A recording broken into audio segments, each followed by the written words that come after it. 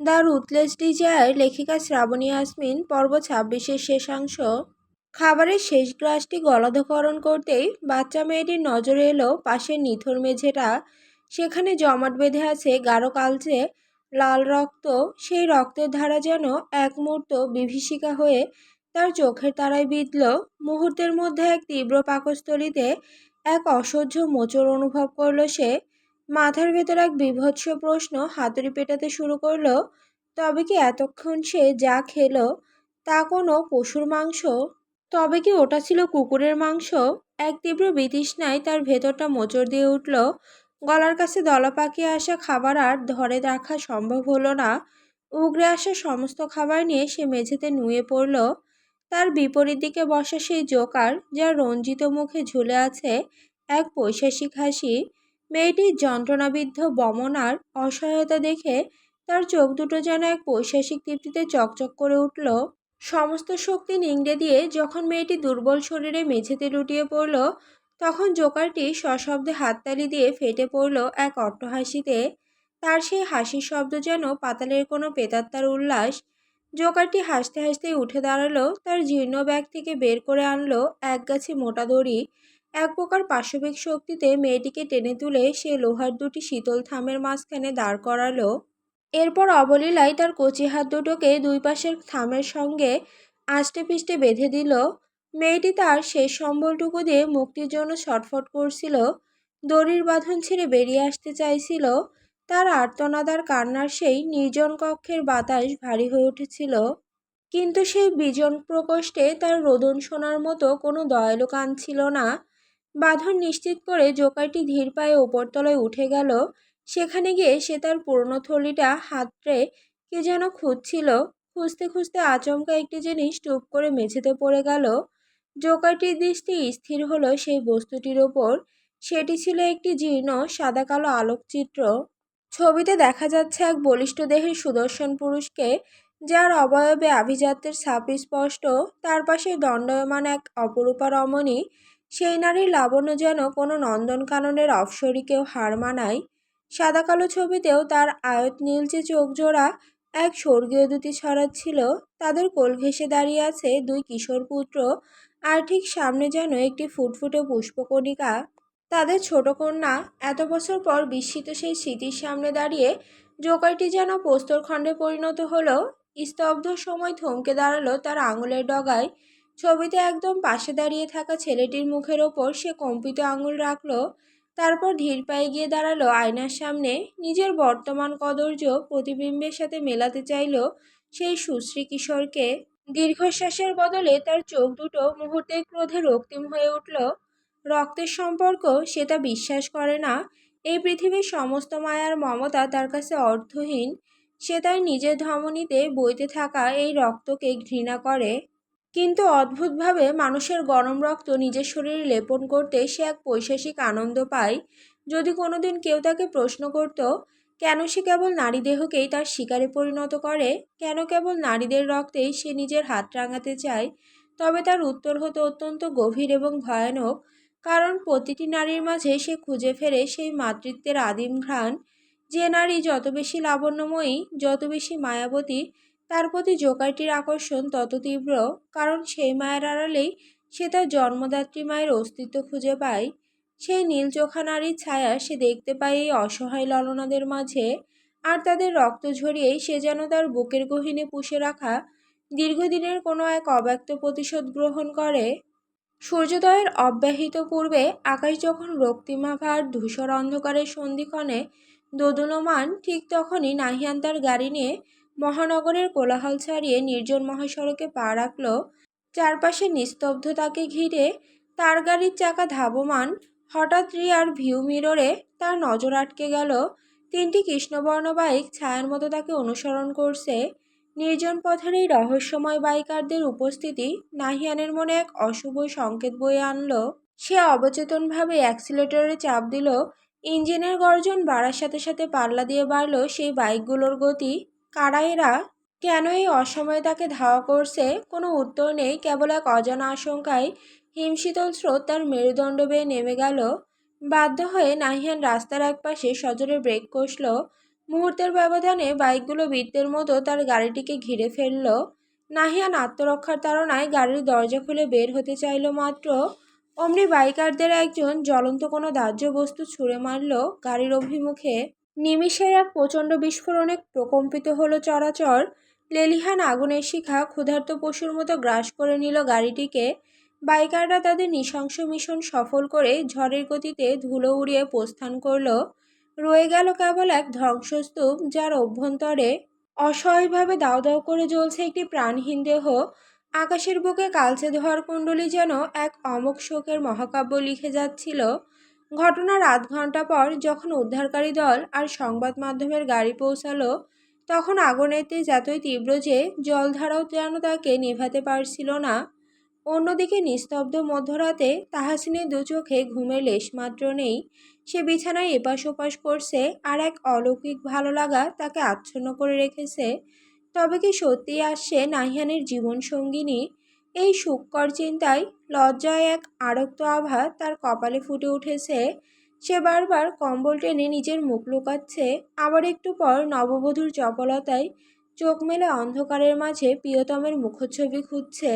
তবে এই আনন্দের আড়ালে এক অদৃশ্য কাঁটা তাকে বিদ্ধ করছিল। সেই দুর্ধর্ষ গ্যাংস্টার বস, যার রক্তচক্ষুর সামনে যমরাজও থমকে দাঁড়ায়, সে কেন তাদের অবলীলায় মুক্তি দিল? এই কৃপার অন্তরালে কোনো ভয়ঙ্কর নীল নকশা নেই তো? মনের এই অব্যক্ত অস্থিরতা শান্ত করতে সে চাইল একবার নাহিয়ানকে দেখে আসতে।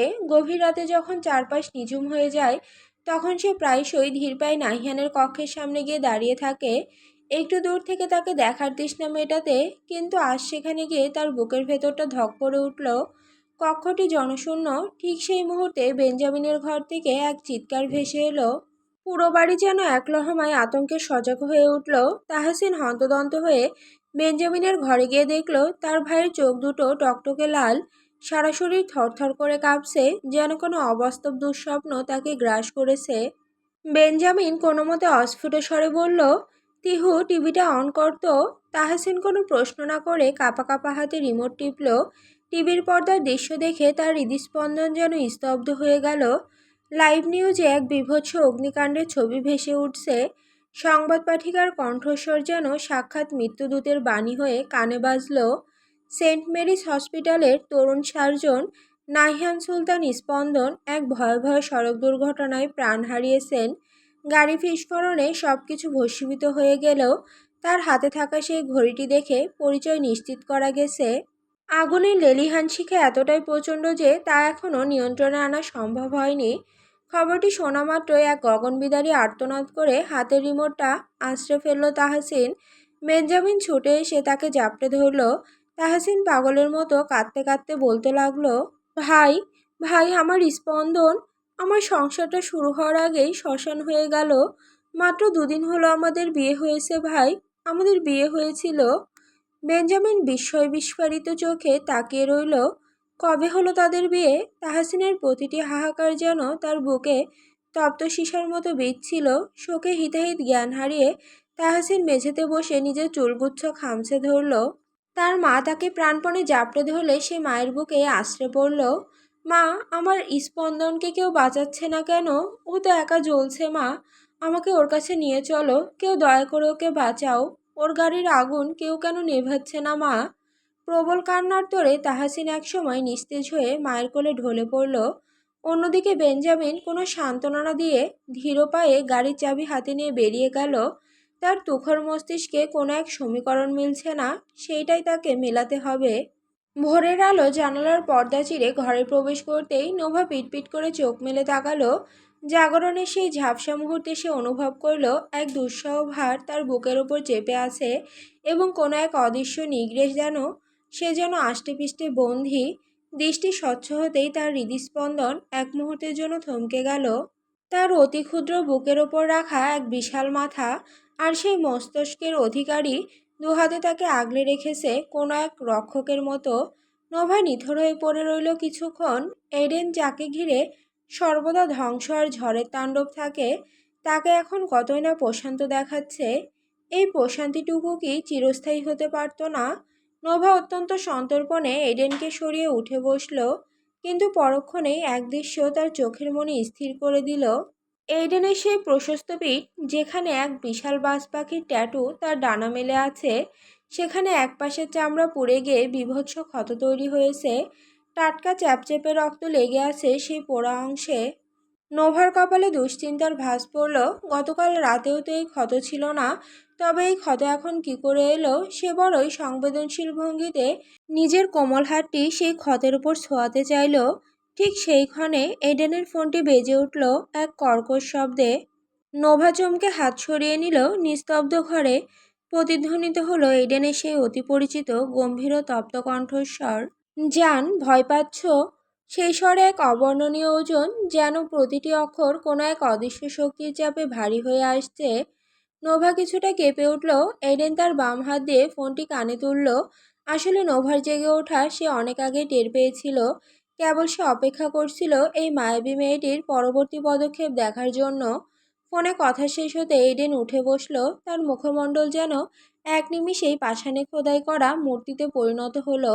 গাম্ভীর্যের এক দুর্ভেদ্য চাদর তাকে ঘিরে ধরল। কিছুক্ষণ আগের সেই প্রশান্তি উবে গিয়ে সেখানে স্থান নিল এক অদ্ভুত শীতলতা। সে নোভার দিকে আর একবারও ফিরে তাকালো না। ওয়াশরুম থেকে ফ্রেশ হয়ে যখন সে বেরিয়ে এলো, তখন তার চোয়াল ইস্পাতের মতো শক্ত। ঘর থেকে বেরিয়ে যাওয়ার মুহূর্তে নোভার দিকে দৃষ্টিপাত না করে বজ্রকণ্ঠে সে ঘোষণা করল, এই ঘর থেকে বেরোনো তোমার জন্য আজ নিষিদ্ধ। And I don't repeat this second time. কেন? হঠাৎ কি হয়েছে? নোভার কণ্ঠে আকুলতা।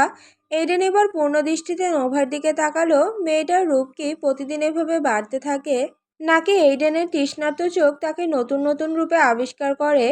উস্কো খুস্কো সোনালি চুলগুলো তার বিষণ্ণ চেহারায় এক বর্ণ লাবণ্য ছড়িয়ে দিয়েছে। নোভা ধীর পায়ে ছোট ছোট কদমে এইডেনের সামনে গিয়ে দাঁড়ালো। এইডেন মুখ ফিরিয়ে নিয়ে আবার বলল, আমি বলেছি তাই। আচমকাই নোভা এডেনের পায়ের ওপর দাঁড়িয়ে পড়ল এবং তার পেট আষ্টে পিষ্টে জড়িয়ে ধরে আবদারের সুরে বলল, I love you my monster. Eden নোভার চোখের অতল গহ্বরে তাকালো, কিন্তু সেই পাথরে চোখে কোনো ভাবাবেগের উদয় হলো না। মুহূর্তের ব্যবধানে সে নোভাকে হাওয়ার পুতুলের মতো পাজকলা করে উপরে তুলে ধরল। তার বলিষ্ঠ হাত দুটি নোভার কোমরে চেপে বসেছে লোহার সাঁড়াশির মতো। নিজের মুখের খুব কাছে নোভাকে টেনে এনে তার কম্পিত ওষ্ঠধারের দিকে তাকিয়ে এইডেন হিসিয়ে বলে উঠল, and I fuck you my Juliet rose.